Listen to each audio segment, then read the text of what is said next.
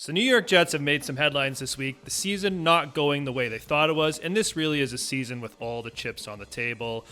They have the longest playoff drought of any team, and it really is win now. All jobs are on the line, and Robert Saleh has lost his job. I've been waiting, for some other news or the other shoe to drop as this information's come out, and I think I was expecting this to be a move. As I said, with all the chips on the table, they would then go and bring in a veteran coach, someone who can rally this team, get them prepared, do the right in-game decisions, and get them back in the playoffs and, hopefully towards the Super Bowl. But then as I start thinking about it, has a team ever brought in a new coach midway through the season? And I've been trying to look for an answer, and I think in 1984, the Patriots did it. In 1978, the San Diego Chargers did it, but it is very rare. And almost every time they slap the interim tag on one of the coordinators and he rides out the year. And don't get me wrong, I like Jeff Ulbrich. I think he's done a tremendous job with the defense. He seems to say the right things. The players seem to respect him.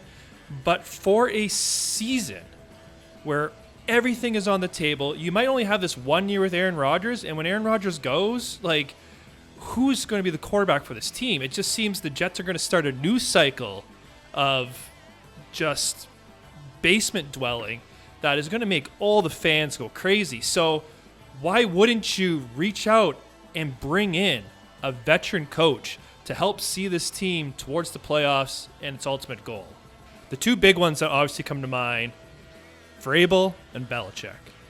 And Vrabel may be someone you want potentially long-term and stuff like that. Belichick, you don't know how long his shelf life's potentially going to be. He hates the Jets. But he also him and Rodgers have spoken very, admirably of each other at times, and you think there's a lot of mutual respect there.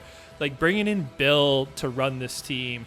And again, some of the complications of bringing in a coach mid-season, right? They're not going to be able to overhaul any of the schemes, right? You're not going to go in and implement a new offense. That's just not going to happen mid-season. That's why you have training camp. That's why you have OTAs and all that stuff to get prepared, learn the playbook, learn the verbiage, etc. So that's not going to happen, but you could easily bring in a guy who could motivate, bring leadership, to prepare the team that excels in preparation. Bill checks all those boxes.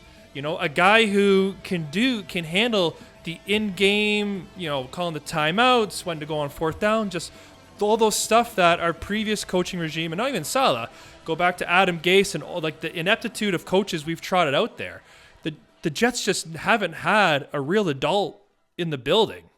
So Woody obviously wants to win, but it's surprising that we're going to lay it all on Jeff and have a rookie head coach navigate us to the playoffs for the first time in decades and, have success in said playoffs. And on top of it, too, Jeff has said he's going to maintain calling the defense, which that might be a lot of responsibility and a lot of pressure in the market they're in New York to have a lot of success. And again, I like Jeff. I think he could be a tremendous coach in the future. It just seems for this 1 year, you just want to make sure you've done everything to have success.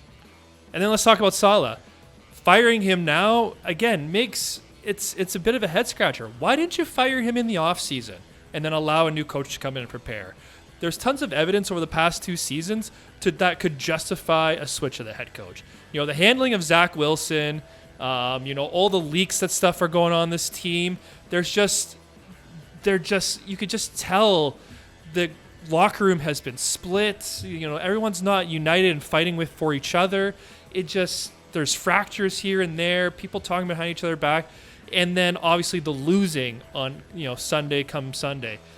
It would have been so easy to change your coach. And again, yes, he had a built-in excuse because Rodgers got hurt.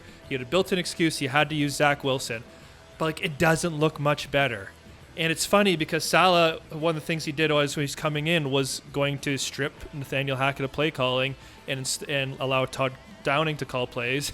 And when Jeff Ulbrich gets named head coach, the first thing he does is that exact same thing. So it almost seems like is the blame really should be going on Hackett? But you can't blame Hackett because he's Rodgers' best friend. Like, it's a very tough situation the Jets have put themselves into here, politically, so to speak. And, obviously performance, Saleh's justified. I just hope it wasn't because of political reasons. Some people have theorized and suspected that him wearing the Lebanon flag is part of the reason he was let go. I really hope Woody Johnson didn't make that move because of that. And again, the big, elephant in the room is Aaron Rodgers. Their relationship, visibly looked frosty at times. And although Aaron comes on the Pat McAfee show and says everything's great, I love Saleh, given his history and leading up to this moment, I don't know if he gets the benefit of the doubt in this one. Considering Woody called him the night before and they said that they did not talk about the coach at all, I don't know. You never know what's going on behind full season. I want to believe Aaron, and he probably is right, but it's going to be hard for anyone on the outside to fully believe he had nothing to do with this change.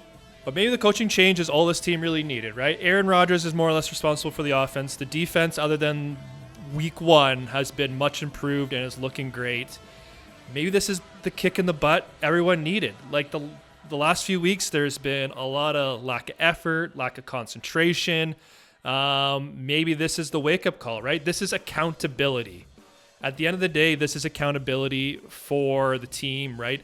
They should have beat Denver. You never lose to a team throwing 60 yards. I'm sorry. That was probably the moment where Woody Johnson really started contemplating he had to make a move.